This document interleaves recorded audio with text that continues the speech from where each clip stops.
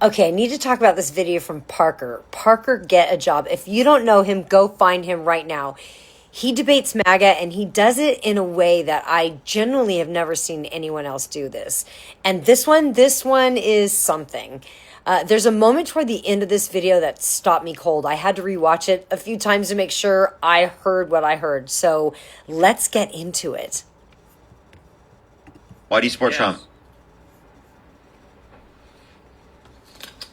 Yeah, this is all my personal opinion, Parker. I think the left is crazy. And I think the left is subverting Western civilization. Okay. How am I crazy? And how am I subverting Western civilization? Well, you all have this worldview that... And also, can you get a little closer to your microphone? Yeah, sure. How's that? A little bit better. Yeah, so you all have this worldview where you think that that drag queens should read to children. You think race and gender are socially constructed. You just believe things that aren't true. That are crazy.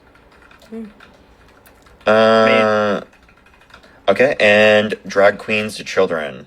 Okay, what's wrong with a drag queen reading to children? It's corrupting children. It's putting ideas in their minds that would not ordinarily be there. It's causing them... Like what thoughts? Well, the left is trying to create a dynamic where sexuality and gender are fluid. It's brainwashing them. Okay, and what makes you think that that's not possible? And also, I don't see how drag queens reading to children does that. Well, it's indoctrinating them into, call it grooming, call it indoctrination. Wait, can you define grooming? Yeah, trying to manipulate children into believing something that they wouldn't ordinarily do. Okay, so the church. Well, I don't think that's the church is grooming kids. Sunday school's grooming kids. No, I wouldn't say that. I'd say, why not? If you want to say that the church is indoctrinating children into proper morality, that's exactly kind of just how you use the term grooming. Which, by the way, that's not. But drag queens reading to children isn't definitionally grooming. It's not definitionally indoctrinating at all. It's literally just a drag queen reading to children. It could be completely factual information. What about them being a drag queen or engaging in drag is going to cause a child to think something that's going to do anything bad to them? Well, don't you think it's inherently sexual? I have a question. Do you think it's wrong for kids to watch Miss Doubtfire? No, I don't think so. That's drag. That's not. Isn't there something inherently sexual? That's literally drag, my guy. That's literally drag. You just said it was okay to show kids drag. That's not that was just Robin Williams pretending. Okay, but that's literally drag, is it not? Well, that's just to see his kids, right? Well, but is that drag? Yes or no? I don't. Well, he's not doing any type of performance. Can you tell me what drag is? It is a performance in that situation. You don't remember Miss Doubtfire, seemingly. Drag would be a gay man dressing up as a woman. Wait. In order to do drag, you don't have to be gay. What? You have to be gay in order to do drag? So being gay has nothing to do with the drag queen person? No, you don't have to be gay to do drag. Okay, maybe we did. I know I'm a bit older than you, but my understanding of what a drag queen is a gay man dressing up as a woman. Okay, well, I think that you have a misunderstanding of it. Do you think J.D. Vance did drag? Because he literally, there's literally a picture I could show you of him as him dressing up as a woman. But you would say because he's straight, he wasn't doing drag. I've heard some things about Vance. I don't know. So would you vote for Vance because he did drag himself? Shouldn't have him reading to kids, right? It is so important for me for the left to never have power again, and I would vote for Vance. You would vote for Vance even if he ran for election in drag? Ran for I don't think if he ran for president looking like this, would you still vote for him? Wow, that's a tough to keep a Democrat out of power. It's a tough call, but yeah. Would you let him read to your kids? No, I don't have kids. Okay, well, thankfully. Well, okay. So I think it's wrong. You think it's okay for drag queens to read to kids? Do you matter of free speech or free expression? There's absolutely nothing wrong with drag queens reading to children. Do I think that there's any issue with certain like ideological beliefs being passed down to kids? Like, are you going to bring up like reading to kids or something? I don't know why you make that comparison. Yeah, I mean that's it's. I knew he was going to do it. Yeah, well, so is it a matter of free speech? Free expression?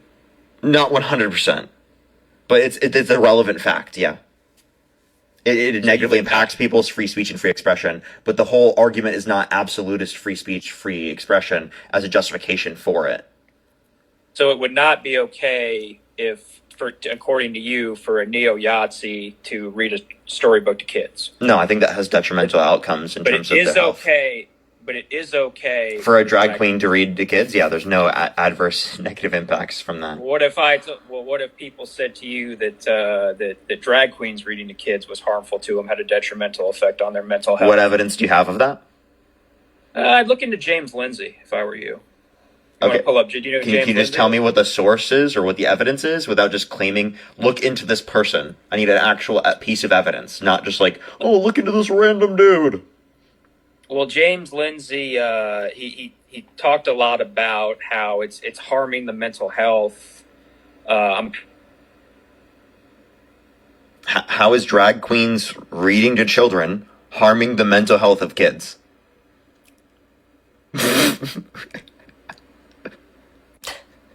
Like, what is this guy saying, bro? By the way, I can't hear you anymore. Your MAGA mobile is working again. Give him a minute, everybody. Trump mobile takes about 40 seconds to connect. Give him a quick second. He's back. Is that true? Well, there's a reason that there's an exponential increase of young people like yourself, Parker, who are Gen Zers who are identifying as gay or bisexual or trans. It's because the left. I'm not gay, bisexual, or trans. I didn't say you were. I said you're. You said young people like you are doing this. Gen Zers. Okay, but like base, what's wrong with being gay, bisexual, or trans? It's a deviation from the.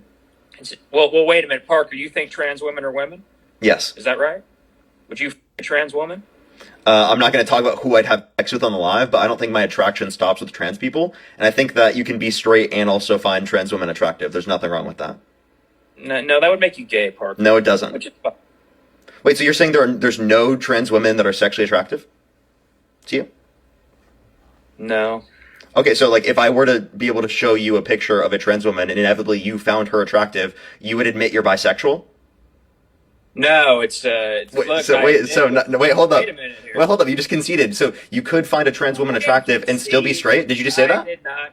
Did you just say that you could find a trans woman attractive and still be straight? Did you just say that? No. Wait, okay, so then if I showed you a picture of a trans woman and you did find her attractive, so if I showed you a picture of a trans woman and you did find her attractive, would you say that you're bisexual? No, I wouldn't find it. You gotta let me explain without interrupting me. Go ahead. There's with surgery. Hold on, right, real quick. That's so funny. But did you catch that? Did you see what Parker just did there? The guest comes in hot. He's already in attack mode. He's already on offense and already telling Parker that he's crazy and subverting Western civilization. And that is an emotional baseline. So that's someone who's already walked in the door, already activated. And Parker, he's just flat and he's calm. And he's almost curious. He's not matching this dude's energy at all. He's asking, okay, like what specifically? And this guy, this guest, he can't do it. He can't define grooming. He can't explain the harm. He reaches for some guy named James Lindsay. None of us know what the heck he's talking about. And when Parker says, give me a source, give me actual evidence, what does the guest do? He pivots and he deflects. So watch the body language. You can hear the body language the next time, you're watching. The guest is leaning forward and he's talking faster and he's emotionally revving. Parker's just still. that stillness is doing the work. Because when one person is emotional and the other one isn't, the emotion starts to look unstable. Parker knows this. He lets the guest do it to himself. And the Mrs. Doubtfire moment is just chef's kiss, because Parker didn't just score a point. He caught the guy mid-sentence changing his own definition of drag. And that's not debate. That's just Parker paying attention. Parker's listening. He's hearing what they actually said, and Parker comes in with facts. All right.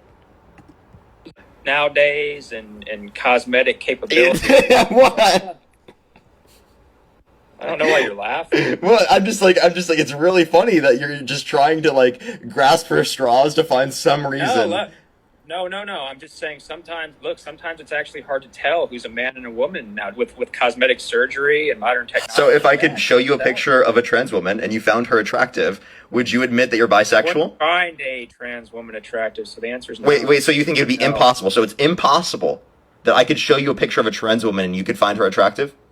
Well, I would be tricked, but Okay, wait. So now he's just moving the goalposts. So I'm just asking, if I showed you a picture and you did find a trans woman attractive, would that then mean that you're bisexual? I mean, not necessarily. I mean, if There we somebody go. Oh wait, so you're saying that you could find a trans woman attractive and still be straight? Well, I Thanks am for the straight, concession, but buddy. There's no concession. You just conceded. You just conceded that you could find a trans woman. It's possible that you could find a trans woman attractive, and you could still be straight. I never said that. No. That's it. Wait. Okay. So if I showed you a picture of a trans woman, you did find her attractive, you would admit you're bisexual. So, so you told me I'm not bisexual, man. Look. Wait. I'm just saying, if I did show you a picture of a trans woman and you did find her attractive, would you then say that you're bisexual? If I told you that she's trans. I wouldn't find the trans woman attractive, especially if I knew them were a trans woman. Now, if somebody didn't know they was So by the way, he's just like he's like, if I did know that they're attractive, I would just stop finding them I would just choose to stop finding them attractive as soon as I found out that they were trans. Is that what you just said? That's what he just Well, said. So because they're trans, you're just gonna somehow volitionally choose to stop finding them attractive? Or you're just repressing your sexuality? Oh no, the attraction is based on me thinking if they're a woman or not. Parker. See, having a Johnson makes them not a woman. Or I'm sure you probably disagree. But like with that. the point would still be true that you looked at a trans woman, you found her attractive, right?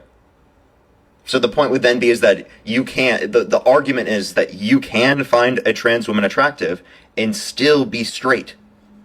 No, because I mean. Okay, so I have a question. Do you think it's that? hard to tell. Do you think that if a trans man and a cis man are together, do you think that's a straight relationship? A trans man and a cis man. Yeah. Do you think that's a straight relationship?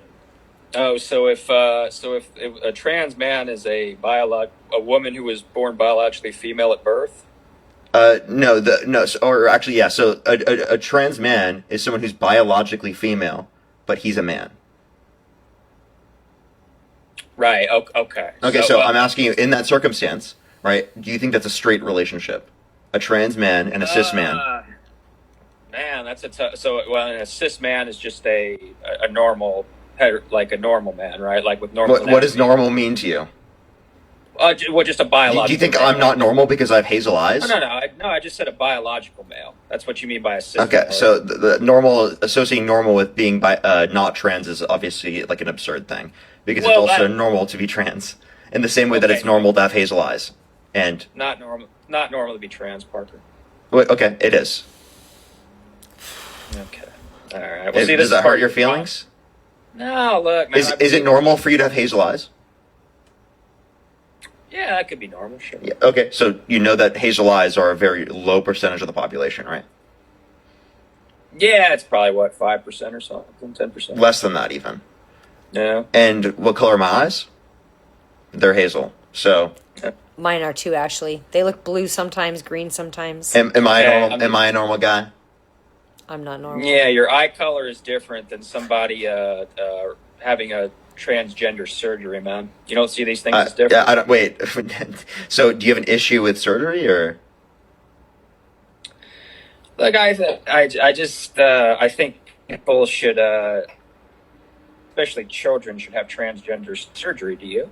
Yeah, no, we're not arguing for children to have transgender surgery. That's not an argument. No one ever made that point. And by the way, the whole argument we were No one ever has argued that. We are not arguing. No one's arguing that. That's just like a dumb, stupid belief. So, but here's the thing I want to break down, because the JD Vance and drag exchange earlier that happened is actually funnier than it gets credit for. The guest stumbled all the way to, I'd still vote for him. And then Parker asks, well, would you let him read to your kids? And then he hesitates. And the hesitation is the whole argument right there. Everything the guest said about drag queens being inherently harmful, inherently sexualized, inherently dangerous to children, he just admitted that if the person doing it was his guy, then the calculus changes completely. It's not about the behavior. It was never about the behavior. It's about who's doing the behavior. Parker doesn't say that out loud. He doesn't have to. He just waited. And that's discipline. That's someone who understands that sometimes the most powerful thing you can do in a debate is let the silence do the work. And the whole trans women conversation is also worth noting. Watch how many times the guest shifts his own position. He says something, Parker repeats it back to him, and then suddenly he didn't say that at all. It's kind of a little bit of Darvo energy happening over this section. It's deny, attack, reverse victim, and offender. The guest is so caught in his own contradictions that he starts arguing with Parker's memory of what was just said 30 seconds ago. The argument we were making in the first place was you thinking that drag queens reading to children, like, causes them to think things that you think are bad or harmful to them, and you were trying to compare that with being in reading to children. So I have a question. Which would you prefer? See reading to your kids or a drag queen reading to your kids? It's a tough call. Wow, that's a tough call? Really? Yeah. Really? Yeah. I can't believe that that's a tough call to you. That's nuts. That shows how insane and deluded you are. That it's really a tough call between a typical drag queen, right, and a literal. Like if it was JD Vance in drag. It's I guess I would say flip a coin. Do you realize that, like, you are allowing your kid to hear propaganda? Like in that instance? Okay, well, like, honestly, what the fuck is wrong with you? I'm happy you don't have kids. Okay, well, look, I genuinely am, dude. Like, that's actually, like, Genuinely. I'm really happy we actually live in a better timeline because of it. Okay, man. Look, if you want to insult me personally, that's fine. This is also part of I'm your sorry. problem. If you're willing to say that you are, it's literally a coin toss between and between someone just doing drag, you deserve to be personally insulted. Absolutely. That is embarrassing for our society. Embarrassing. The fact that people hear that on an international stage makes me sad, genuinely. That people have to hear how stupid that people are in this country. It's unbelievable. I think both are harmful, Parker. Yeah, but like the fact that you would categorize under your view the harm under your perspective to be anywhere near the same shows you how deluded you are. You are literally so insane. Because do you think violence was justified to prevent the... Do I think violence was justified? You mean like fighting World War II? Mm-hmm. Yeah. So do you think violence would be justified to stop drag queens from reading to children? No, I just don't think parents should do it. And I don't think read to children either. Yahtzees, yeah. But Okay. see, this is part of your problem, Parker. You hate whiteness. No, you are just obsessed with the idea of whiteness because you have been propagandized and brainwashed into believing bigoted ideology by a society that used that in order to get you to stop thinking about what's better for people and humanity as a whole. You've been brainwashed, absolutely brainwashed by bigotry. And you can't even see it. You can't even pull yourself out of it. And you think for some reason that me criticizing your worldview is going to mean that I hate whiteness or whatever that means. What does that even mean? Like, tell me exactly. Be specific. He left. He said, Parker, please stop saying white privilege exists, Parker. Please, it's hurting my feelings, okay, actually, Parker. You leftist lunatics are saying too many facts, actually. I don't like it. I don't like it at all. Let's go to the next person. I prefer my food unseasoned, okay, actually. I prefer it unseasoned, okay? It's a tough call between a literal Yahtzee and a drag queen reading to children. It's a tough call. That's the moment. That's the part I wanted you to see. And Parker's response, he says, I'm genuinely happy that you don't have kids. And that's the only moment in this entire video where you see Parker break from that calm. And honestly, I get it. I understand it, because there's a limit to how measured you can be when someone tells you over and over again that ideology and a person reading a storybook are functionally equivalent threats to children. And what's striking is that even then, Parker doesn't spiral. He makes his point, he means it, and then he's done. He doesn't pile on, he doesn't monologue.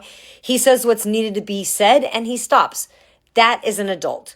That is someone who has thought carefully about what he's doing and why. And now I want to say something and I want to be direct about it. I may have referred to Parker as a kid throughout this, if I mention him as a kid throughout this reaction. And I owe him an explanation for that. My daughter is 37 years old. She'll always be my baby. I still call her a kid. And it's a habit of love, not a judgment. But Parker is not a kid. Parker is an absolute man. And he behaves with more maturity, more intellectual discipline, and more genuine respect for the truth than most 50-year-olds I've ever seen in any debate, online or off. And I have the deepest respect for what Parker does, because it takes something to sit across from someone who thinks you're crazy and is destroying civilization and respond with, okay, can you be specific? Over and over again until they've talked themselves into a corner. And that's not just a debate skill, that's actual character. And Parker shows real character. So definitely go find him, watch what he does. He's one of the most useful things on the internet right now.